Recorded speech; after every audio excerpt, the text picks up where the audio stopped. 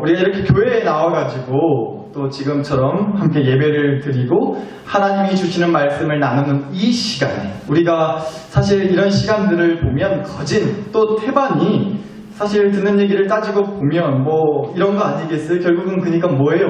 하나님을 잘 믿자는 거 아니겠냐고. 하나님 잘 믿읍시다. 하나님 잘 믿으셔야 됩니다. 이런 얘기들이지 않겠어요? 또 특히나 지난 2주 동안 우리가 그렇게나 또 믿음 했었죠. 2주치 설교를 뭐 한마디로 정리하자면 이렇게 할 수 있을 것 같아요. 나를 밀어주시는 그 하나님을 밀어내지 않게 해주는 게 믿음이다. 나를 밀어주시는 하나님을 밀어내지 않게 해주는 게 바로 믿음이다라고 우리가 정리할 수가 있겠네요. 감동이 없으신 것 같은데 여러분, 이렇게 2주치 설교를 한마디로 정리하는 거 쉬운 일 절대 아닙니다. 예, 저라도 쓰다듬어줘야지. 살살 머리 빠지니까 살살. 여튼 네, 한마디로 정리하자면 뭐 그렇다는 거예요. 여튼 그렇게 우리가 믿음 얘기를 좀 나눴습니다. 그런데 또 문득 제 안에 문득 그렇게 믿음 타령을 하다 보니까 왠지 모르게 또 이런 마음이 쓱 올라오는 거예요. 야, 너 또 믿음 했으면 좀 들으시기에 조금 부담스러우실 수도 있겠다. 뭐 그런 마음이 들더라고요. 제가 여러분을 이렇게 생각한다니까. 여러분, 사랑하는 여러분이 부담스러우시면 안 되잖아요. 그렇죠? 여러분, 우리가 솔직히 말해서 이렇게 믿음 얘기를 들었을 때 혹시라도, 아니 정말 혹시라도 좀 부담스럽다. 좀 부담스럽다. 난 솔직히 믿음 할 때 아직도 잘 모르겠다고. 쪼까 거시기 하다고 아직도. 나는 잘 모르겠다고. 그냥 부담스러우니까 믿어지면 믿고 말면 말고. 나는 그럴라요. 나는 혹시라도 그런 마음이 내 안에 있다면 도대체 왜 그러는 걸까요? 믿음 얘기가 왜 그렇게 부담스러운 거죠? 왜 때로는 불편하게 여겨지냐는 거예요. 심지어는 이런 분도 계세요. 하마터면 믿을 뻔 같다고. 내가 깜빡 정신 놓고 믿을 뻔 같다고. 정신 똑바로 차려야지. 그렇게 너무 심하게 믿으면 안 되지. 적당히 해야지, 적당히. 이렇게 아예 대놓고 그냥 선 긋고 시작하시는 분도 계실지 모르겠어요. 믿음이라는 게 말씀드렸어요. 하나님을 밀어내지 않도록 해주려고 우리에게 주시는 거라고 했는데 나는 가끔씩 마음이 조금 안 들면 하나님 밀어내기도 할라요 라고 해서 믿음을 뿌리치거나 혹은 또 믿음이란 게 하나님이 나를 밀어주실 거라고 했는데 밀어주시기 위해서 주는 거라고 했는데 나는 누가 나 밀어대는 거 싫어라. 그냥 좀 내 알아서 하려니까 안 밀어줘도 되니까 그냥 이런 마음으로 혹시라도 믿음 얘기를 들으면 왠지 모르게 부담스럽고 불편한 적은 없으셨냐는 거예요. 마치 믿음이 덫 같은 거죠. 덫이요. 욕한 거 아니에요? 덫이요. 덫 같은 거예요. 믿음이 왠지 나를 올가매고 나를 조여대고 왠지 그냥 잘못 굽기는 것 같아가지고 믿으려면 이것도 해야 될 것 같고 저것도 하면 안 될 것 같고 그래서 믿음 얘기하는 것마저 믿음 소리에 그냥 괜히 부담스럽고 불편하고 별로 감동이 되지 않고 그래서 그닥 솔직히 땡기지가 않는 거예요. 믿음 하는데 그래서 오히려 믿음을 밀어내는 거죠. 어쩌면 이런 마음으로 또 이런 마음으로 그렇게 그만 믿음의 참 맛을 보기도 전에 믿는다는 것에 대한 부담 때문에 아예 믿음의 선물 받는 것 자체를 시작조차도 못하고 미루고만 계신 분이 있다면 오늘 이 시간을 빌어 꼭 말씀드리고 싶습니다.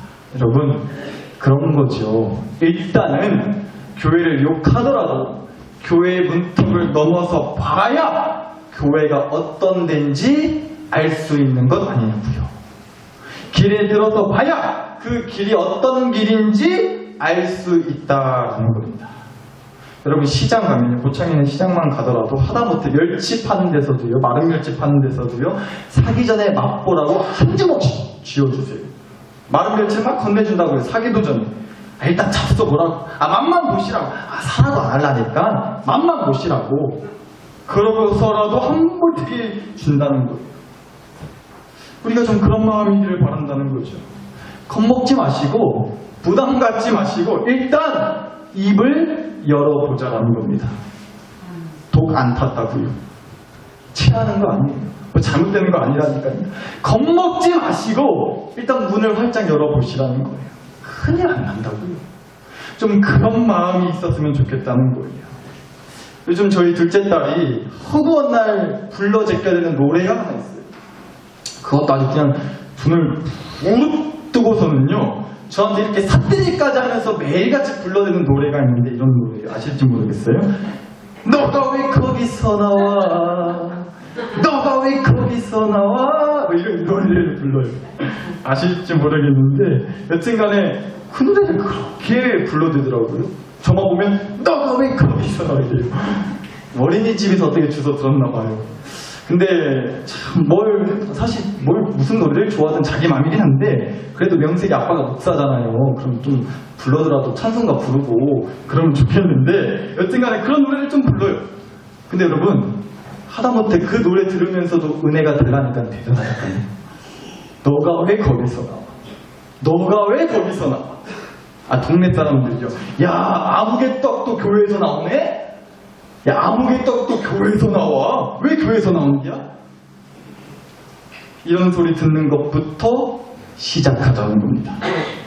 아주 그냥 뭐 기똥찬 믿음의 영웅이 되는 건 나중 문제고, 그건 나중 가서 보고, 일단은 믿음의 선물을 맛보고 믿음의 선물을 받아들이는 그 자리, 그 역사에 발을 들이는 것, 문을 여는 것부터 시작해보자는 거예요. 절대 부담 갖지 마시고, 돈 받는 거 아니에요. 돈 내라고 안 해요. 부담 갖지 마시고 우리가 한번 그것부터 좀 시작해보고자 하는 마음이 있었으면 좋겠다는 겁니다. 사실 제가 지금 이렇게 굉장히 배려하고 양보해서 좋게 얘기하고 있는 겁니다. 어떻게 보면 아주 그냥 굽실거리고 두 손 싹싹 빌면서 아주 한 번만 믿어달라고, 믿음 선물 좀 받아주시라고, 어떻게 보면 그러고 있는 거라고요 지금. 그런데 여러분, 이렇게까지 하는 이유가 있지 않겠어요? 이렇게까지 얘기하는 데는 분명 무슨 이유가 있지 않겠냐. 여러분, 새 있잖아요. 새, 하늘을 나는 새 말이에요.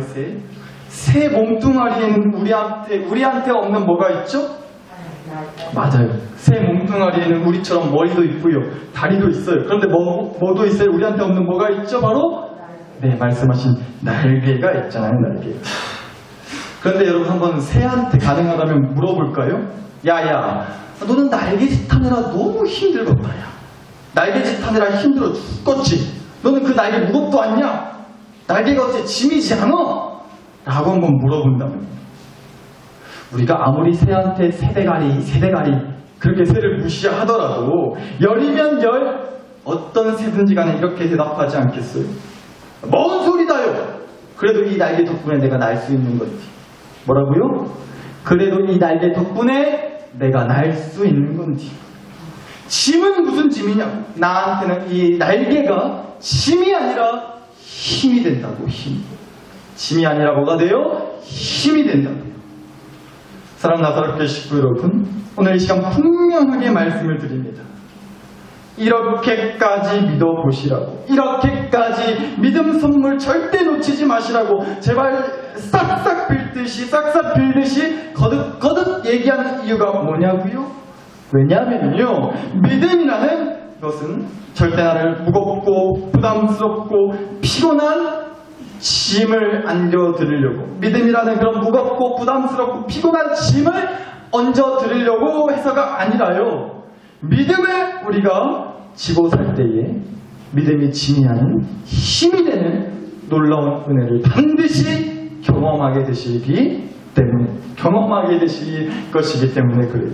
그 믿음 때문에 살 수 있노라고, 믿음이 짐이 아니라 힘이 된다라고 고백하실 수 있게 되기를 간절히 바라기 때문에 그렇습니다. 여러분, 오늘 주신 말씀 앞절에 있는 1장 24절을 한번 보세요. 1장 24절입니다. 읽어드릴게요. 그러므로 모든 육체는 풀과 같고 그 모든 영광은 풀의 꽃과 같으니 풀은 마르고 꽃은 떨어지되 이런 말씀이 있어요. 또 비슷한 말씀으로는요, 구약 말씀의 욥기 14장 1절 2절에서도요, 사람은 생애가 짧고 걱정이 가득하며 그는 꽃과 같이 자라나서 시들며 그림자같이 지나가며 머물지 아니하거늘이라는 그런 비슷한 말씀이 있어요. 그러니까 우리의 인생은, 우리가 살아가는 이 삶은 뭐예요? 절대 영원하다, 영원하지 않다, 영원하지 않다는 거잖아요. 언젠가는 시들고 마르고 접는, 지나가는, 없어지는 풀이요 꽃과 같다는 거죠. 그렇게 허무한 거라고요. 우리가 죽고 못 사는 그것도 결국에는 다 잠시 잠깐이라는 거예요. 내 삶의 전부인 양 껴안고 사는 것들, 그것들도요, 그림자같이 지나가고 희미해져 가는 거라고. 뭐가 남아요, 뭐가? 대체 뭐가 남냐고요, 우리한테. 뉴스 보셔서 아시겠지만 며칠 전에 그래도 우리나라에서 제일 부자이지 않겠어요? 제일 부자라고 하는 삼성이라는 회사의 이건희 회장이라는 분이 세상을 떠나셨다고 해요. 그런데 누가 그러더라고요. 진짜 한평생 참 많은 걸 그 손에 쥐고 살지 않았겠어요? 남부럴 것 없이 한평생 참 많은 걸 그 손에 쥐고 살았어도 죽어서 그 손에 들고 간 게 뭐가 있냐? 하다 못해 그렇게 자랑하는 삼성 핸드폰 하나라도 들고 갔겠냐고. 감히 여러분 앞에서 인생 얘기를 논해서 죄송하지만 아시잖아요. 그게 우리 인생이라는 겁니다. 풀이 마르고 꽃이 시드는 것처럼 영원하지 않다. 그런데 24절과 25절을 마저 보시면 이렇게 말씀을 해요.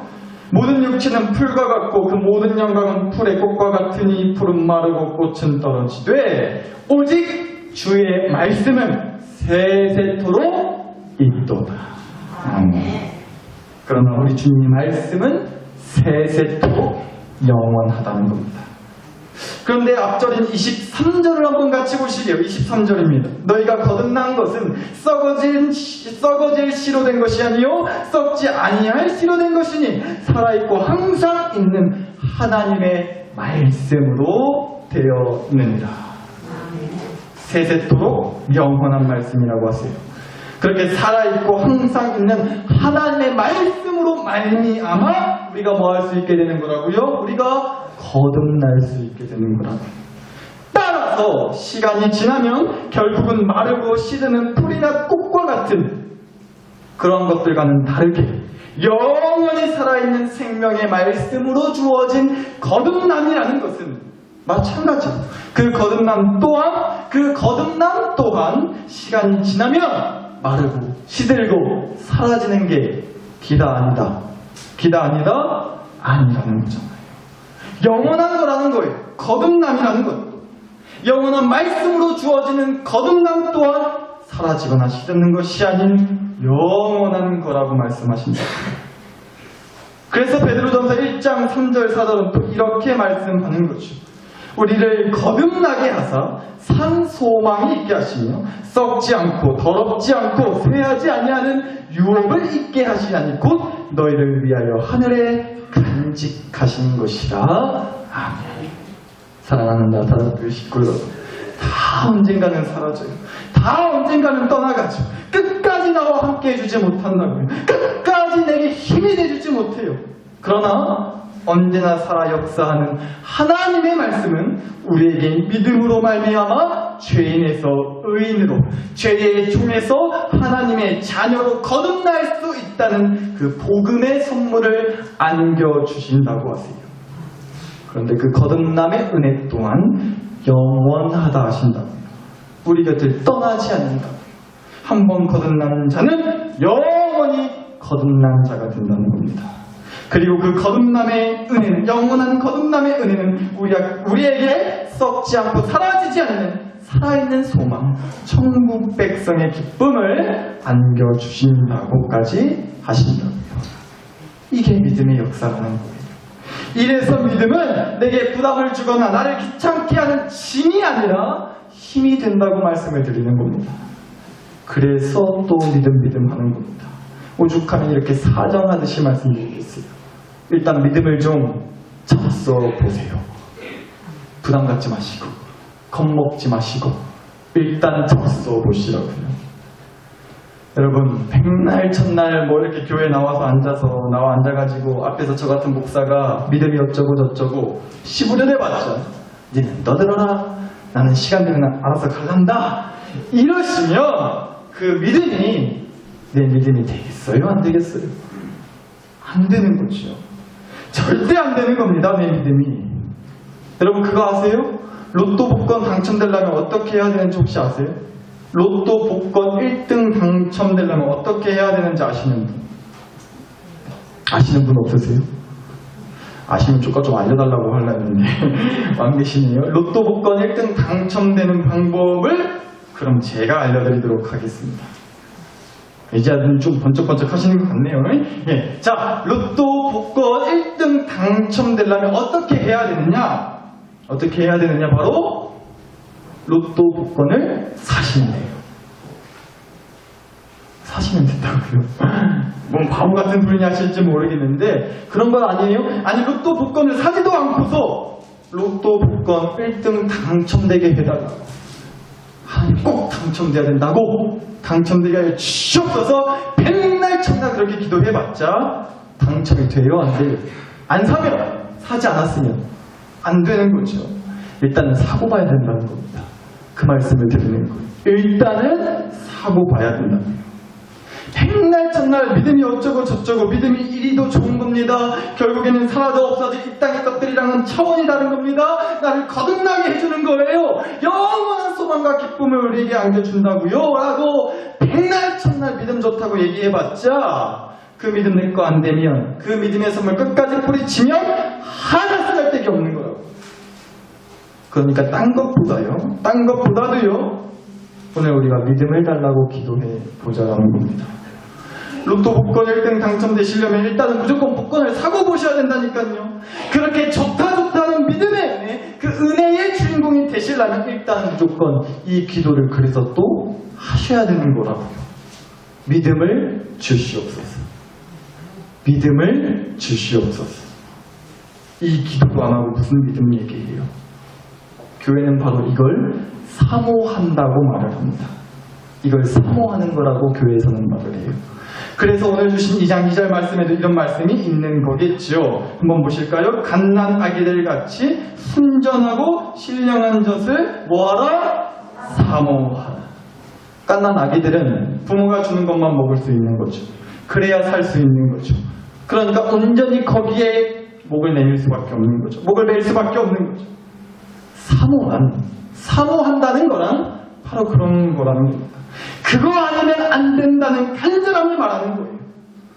우리 일단 그 사모하는 것부터 좀 시작했으면 좋겠다는 겁니다. 그런데 여러분, 믿음을 사모하는 마음이, 믿음의 선물을 받고 싶다는 간절함이 생기려면요, 이 믿음이 일단은 얼마나 귀하고 값지고 특별한 것인지를 알아야 돼요. 여러분, 제가 제 아내를 사모해서 결혼하지 않았겠어요? 제 아내를 제가 사모하니까 결혼하지 않았겠냐?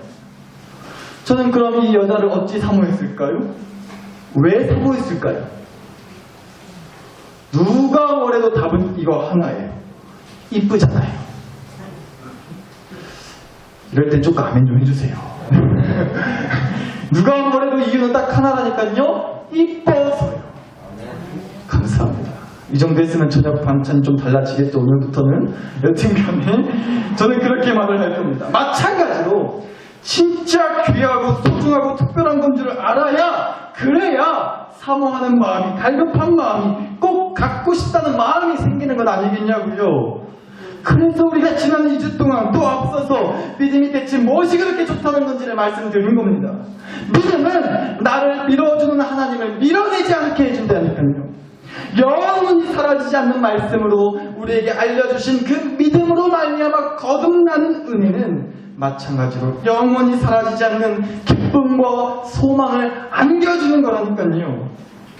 이것이 바로 믿음을 우리가 더 사모하게 해주는 이유가 된다는 겁니다. 지금까지 이 얘기했어요. 지금까지 믿음을 사모할 수밖에 없는, 믿음이 얼마나 귀하고 값지고 특별한 것인지. 그런데 마지막으로 믿음을 더 사모할 수밖에 없는 또 하나의 이유를 말씀드리겠습니다. 한번 오늘 주신 말씀에 이어지는 3절 말씀을 한번 보실까요? 너희가 주의 인자하심을 맛보았으면 그리하라. 바로 앞절 2절에서 보셨지만 사모하라는 말씀을 하셨어요. 그러니까 3절 말씀은 너희가 주의 인자하심을 맛보았으면 사모해라 라는 말씀인 거예요.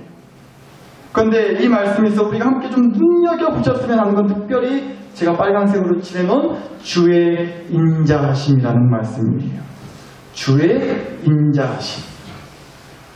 전에도 이런 말씀을 한번 드린 적이 있는데 한번 여러분 우리가 마스크 썼지만 옆에 앉아 계신 분들의 얼굴을 좀 한번 바라봐 주시겠어요? 여러분 옆에 앞에 뒤에 앉아 있는 분들의 얼굴을 한번 좀 보세요. 내 얼굴이랑 똑같이 생긴 분이 있나요? 거울 보는 것 마냥 내 얼굴이랑 똑같이 생긴 사람이 있어요? 여러분이 바라보신 옆에 앉아 계신 분들이 여러분만치나 이쁘고 잘생겼어요? 할렐루야. 네, 맞습니다. 우리 안친환 지사님이 아멘 크게 하셨어요. 왜냐하면 옆에 우리 인동순 지사님이 앉아 계셨거든요. 맞아요. 옆에 분들 이쁘고 잘생겼죠? 맞습니다. 마스크 썼잖아요. 마스크로 가려주니까 볼만하잖아요. 그래도 봐줄만 하잖아요. 그래서는 아니겠죠. 당연히 농담이고요. 옆에 분들 보시면 얼마나 이쁘고 정말로 아름다우세요. 그런 줄 믿어요. 아멘입니다. 저는. 여튼 간에 제가 왜 또 서로 바라보라고 말씀을 드렸냐면요. 이렇게 바라보시면 단 한 명도 그 누구도 나랑 똑같이 생긴 얼굴은 없어요. 그러나 나랑 똑같이 마치 무슨 거울 보는 것 마냥 나랑 똑같이 생긴 사람은 없다는 겁니다. 그럼 질문이에요. 하나님은 왜 도대체 이 세상에 단 한 사람도 똑같이 만들지 않으신 걸까요? 왜 다 다르게 만드신 걸까요? 모르죠. 근데 혹시 이런 이유도 있지 않겠냐고요. 혹시 하나님은 우리 모두를 다 사랑하신다는 것을 보여주신다는 게 아니겠냐고요. 우리 모두를 다 사랑하신다는 걸 말해주신다고요. 만약에 다 예쁘고 진짜 다 잘생겼어 봐요. 다 예쁘고 다 잘생겼어 보라고. 만약에 다 잘나고 잘 살고 야물 딱 졌다고 해보자고요. 그럼 우리가 이렇게 생각할 수 있죠. 아하, 하나님이 다 그렇게 하나같이 예쁘고 잘생기고 잘나서 사랑해 주시는가 보구나. 그랬겠죠. 그런데 누구는 못생겼고 누구는 못났고 누구는 못살고 부족하고 서툴고 가진 것 없고 맨날 자빠지고 실수하고 멍청하고 미련하고 볼품없어도 하나같이 다 달라요. 근데 각각 다른 그 모두를 빠짐없이 사랑해 주신다는 것을 보여주시기 위해서라도 어느 누구 하나 할 것 없이 생긴 거 상관없이 가진 거 상관없이 누구나 다 사랑하신다는 것을 보여주시기 위해서라도 그래서라도 다 다르게 만드신 게 아닌가. 여러분 저는 이게 바로 3절에서 말하는 주님의 인자하심 같아요. 바로 이게 주님의 인자하심을 떠올리게 해주는 거라는 생각이 들었어요. 그만큼 인자하신 사랑으로 우리를 바라봐 주신다는 거예요. 또 그래서 우리에게 무엇보다 귀한 나를 살리고 내 영혼을 살리고 우리 가정을 살리고 우리 교회를 살리는 믿음이라는 선물을 그래서 안겨주신 줄 믿습니다. 나한테 절대 무슨 부담 주려고 해서가 아니라 나를 피곤하게 하려고 해서가 아니라 인자하신 사랑으로 너무나 사랑하셔서 최고의 선물인 믿음을 안겨주셨다고요. 그래서 이 믿음이 특별한 거예요. 그래서 이 믿음을 더 사모해야겠다라는 겁니다. 여러분 흰 도화지가 있다고 생각해 보세요. 아주 하얀색 도화지예요. 아무것도 색칠되어 있지 않고 아무 때가 타지 않은 하얀색 도화지가 있어요. 그런데 그만 누가 실수로든 뭐든 거기다가 아주 그냥 빨간 점을 하나 확 그어버리고 빨간 점을 하나 칠해버렸어요. 왜 이게 뭐냐고 내가 그렇게 아끼고 이 하얀색 종이에 누가 이렇게 빨간색으로 칠해놨냐고 점 찍어놨냐고 우리가 그렇게 얘기할 수도 있겠죠. 그런데 마찬가지로 어쩌면 믿음을 놓고서 우리가 그렇게 얘기할 때가 있지 않냐고요. 내 인생이라는 도화지에 믿음이라는 점 찍으신 하나님께 아이고 하나님 이게 뭐냐고 부담스럽게 마음에 안 들게 내가 이거 얼마나 아끼고 아낀 건데 여기다 왜 믿음이라는 거 칠해놓으셨냐고. 믿음을 선물로 주시려고 하냐고. 선물 받으면 그렇게 부담스러워 하시는 분들 계세요? 피곤하다고 하시는 분 계세요? 됐다고 하시는 분들 계신다고. 믿음이 뭐냐고. 됐어라. 나랑은 안 맞는다고. 너무 뜬구름 잡는 소리 같다고. 그렇게 내 인생이라는 도화지에 칠해진 믿음이라는 점을 어떻게든 박박 긁어서 지워내고 싶어 하시는 분들이 혹시 계시나요? 그렇다면 꼭 기억하시기 바랍니다. 뭐가 됐던지 간에요. 점 하나에서 시작되는 거예요. 점 하나에서 시작된다는 겁니다. 그 점 하나에서 시작돼서 선이 그어지면 놀라운 그림이 그려지고 새겨질 수도 있게 된다는 거예요. 내 인생에 새겨놓으신 하나님의 그 믿음이라는 점 하나에서 시작돼서 거듭나고 구원받는 은혜가 영원한 천국 백성의 기쁨과 소망이 담긴 그 주님의 인자하신 사랑의 역사가 완성된다는 겁니다. 그런데 그 점이 바로 주님이 주신 믿음이라는 선물이라고요. 그 점이 바로 우리에게 주신 믿음이라는 선물이에요. 그래서 그 믿음의 점을 우리의 인생의 도화지에 그렇게 그려 넣으시려고 하는 거예요. 그러니까 뭐죠? 그러니까 뭐예요? 믿음은 결국 하얀 도화지 같은 내 인생을 망치는 게 아니라, 내 인생의 그림을 망가뜨리는 게 아니라, 사실 언젠가는 사라져버리고 말, 텅 비어버린 백지 같은 인생을 채워주는 거였다고요. 그러니 믿음을 사모하시라고요. 그러니 믿음이라는 말에 이제는 더 고개를 돌리지 마세요. 부담 갖지 마시고요. 사랑하는 나사롭교회 식구 여러분, 다른 말 하지 않겠습니다. 뭐 하자고 이 말 안 하겠다고. 그저 오늘 이 한마디 죽어라 하겠습니다. 우리 주님 믿읍시다. 절절하게 믿읍시다. 처절하게 믿읍시다. 치열하게 믿자고요. 확실하게 믿자고요. 제대로, 똑바로, 진짜로, 끝까지 믿읍시다. 이거 하자고요. 근데 믿음이 있어야 믿죠? 그러니까 먼저 믿음을 달라 하자고요. 그러니까 믿음을 달라고 오늘 이 시간 사모하며 기도하자는 거예요. 오늘 설교 제목 사모님이 예쁘다. 제가 진짜 뭐 설교 시간에 수없이 제 안에 예쁘다는 그런 팔출부 같은 소리나 하려고 제목을 이렇게 지었겠어요? 그렇지 않고요. 사모님이 예쁘다. 실은 이 말 가운데 이 두 글자가 들어있는 거예요. 사모하는 성도님이 예쁘다고요. 사모하시는 성도님이 예쁜 줄로 믿습니다. 전에도 이런 말씀 한번 드린 적이 있는 것 같은데, 여러분, 교회는 믿음 있는 사람이 오나요? 교회는 믿음 있는 사람이 와요? 뭐 그럴 수 있겠죠. 근데 저는 이렇게 생각을 합니다. 교회는요, 믿음을 구하는 사람이 오는 거예요. 풀이 마르고 꽃이 시드는 것 같은 인생, 그냥 허무하고 공허하고, 내가 내 인생의 도화지에 그려본다고 나름 그려봤는데 점점 더 망가지는 것만 같아서, 그래서 도저히 주님 믿는 믿음 없이는 못 살겠다라는 것을 깨닫고, 딴 것보다도 믿음을 사모하는 마음으로 주님 믿음을 주시옵소서, 믿음을 주세요 아버지, 이러려고 교회에 나오는 거죠. 그래서 하나님이 그 사람을 이뻐하시는 거예요. 그래, 히트라, 너는 믿음을 구할 줄 아는구나. 믿음이 귀한 줄 아는구나. 믿음이 필요하다는 것을 알았구나. 하나님은요, 죄인이 아닌 사람을 이뻐하시는 게 아니라 자기가 죄인인 줄을 알아서 믿음으로 구원받아야 함을 알고 그 믿음을 주시는 하나님 아버지를 찾아오는 죄인을 이뻐하시는 줄 믿습니다. 오늘 누가 주님께 이쁨 받고 가시겠어요? 오늘 누가 주님께 이쁨 받고 가시겠어요? 우리 이쁨 좀 받읍시다. 우리 이쁨 좀 받고 가자고. 그래서 이 시간 더욱 사모하며 함께 기도하기를 원합니다. 하나님 아버지, 믿음 주시옵소서. 믿음 주시옵소서. 이 고된 인생, 이 답없는 인생, 이 죄인의 인생, 주님 구원하여 주시옵소서.